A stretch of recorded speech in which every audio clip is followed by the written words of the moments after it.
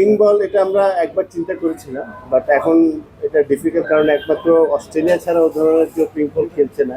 Plus আমাদের এই মুহূর্তে এখন মানে অন্য অন্য সমস্যা আছে, যদি আমরা এখন নর্মাল যেটা যে 4 দিনের ম্যাচ যেভাবে হয় সেটাই চেষ্টা করছি। এখন যেভাবে ক্রিকেট হচ্ছে আপনার শুধু বাংলাদেশ না, কোথাও কিন্তু ওই ধরনের কোনো রেস পাওয়া যায় না। এবং আমাদের ঢাকা প্রিমিয়ার লিগের পরেও কিন্তু আমরা বিসিএলটা করি, তো এবং ন্যাশনাল চ্যাম্পিয়নশিপটাও করি।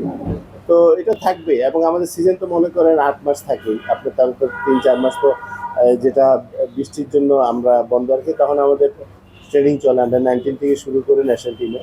তো আপনি ইনফ্যাক্ট এখন 12 মাসেই কিন্তু আপনার প্লেয়ারদেরকে ব্যস্ত থাকতে হয়। Thank you. আপনার পরিবারের সদস্যদের আমি একটু লাস্ট আপডেটটা জানতে চাই। আমরা সামাজিক যোগাযোগ মাধ্যমে দেখেছি কি কথা বললো আপনাদের সঙ্গে?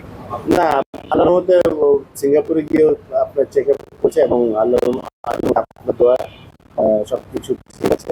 তো আপনার দোয়া, থ্যাংক ইউ। অনেক এনসিএল বিসিএল এবং বিজারুল ক্রীড়াদের শিক্ষা কি হবে?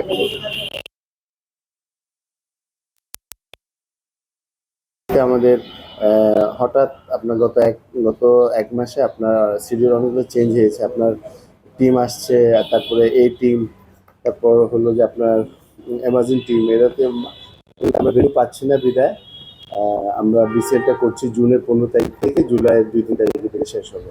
তো সেটা আমরা জানি যে এটা একটু ওয়েদার একটু প্রবলেম হবে ফ্ল্যাটটা, বাট করার কিছু নেই, কারণ সব দিক দিয়ে আমরা তাকে এটা করেছি। যেটা বিসিএল যেটা শুরু হওয়ার কথা ছিল মেতে, সেটা আমরা এখন জুনে 15 তারিখ থেকে শুরু করছি, এবং এটা টেস্ট জমিতে করবো আমরা ঢাকা, চিটাগং বা সিলেট, ভালো জায়গা।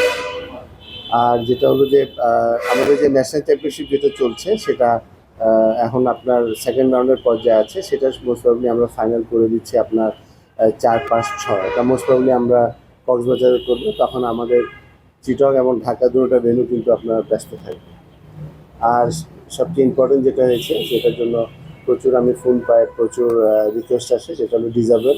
কারণ আপনারা জানেন ডিজাবেলটা একটা ভালো সম্ভাবনা আছে, যদি আমরা ডিজাবেলদেরকে ক্রিকেটটা যদি ভালো চালু করতে পারি, একটা মানে আমরা অপরচুনিটি পাই, ওয়ার্ল্ড চ্যাম্পিয়ন হওয়ার একটা সম্ভাবনা আছে। কারণ বাংলাদেশের ডিজাবেল প্লেয়াররা কিন্তু স্ট্যান্ডার্ড অনেক ভালো।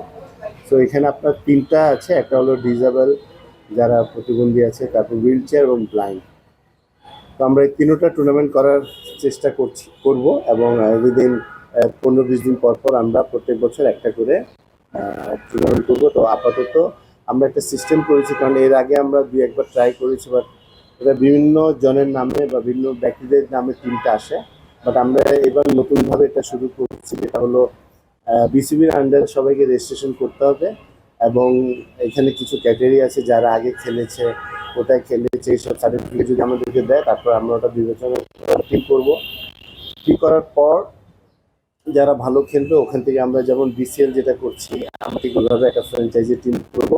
ওইদের যারা ভালো করবে তাদেরকে আমরা ন্যাশনাল টিমে পিক করবো, এবং এটা করার উদ্দেশ্য হলো যে বিভিন্ন জায়গায় বিভিন্ন নামে কিন্তু বাংলাদেশ নাম দিয়ে কিন্তু ট্যুরটা গত 8-10 বছর দেখেছি, সেটাতে কিন্তু অনেক সমস্যা তৈরি হচ্ছে। বিধায় আমরা এটা একটা গুছিয়ে করার চেষ্টা করবো, সবাই যদি সহযোগিতা করে তাহলে এটা একটা ফিউচারে খুব ভালো একটা টুর্নামেন্ট এবং দেশের জন্য ভালো জিনিস হবে। তো যেহেতু আমাদের কিন্তু আর কোনো ওয়ে নাই, যেহেতু আমরা মেতে, এটা কিন্তু আমরা গত 6-7 মাস আগের থেকে ধরে রেখেছিলাম আমরা মে, তবে বাট সাডেনলি আপনার 2-3টা ট্যুর হোমে হচ্ছে, বিধায় আমরা এই মাঠগুলো পাচ্ছি না এবং প্লেয়ারদেরকে পাবো না।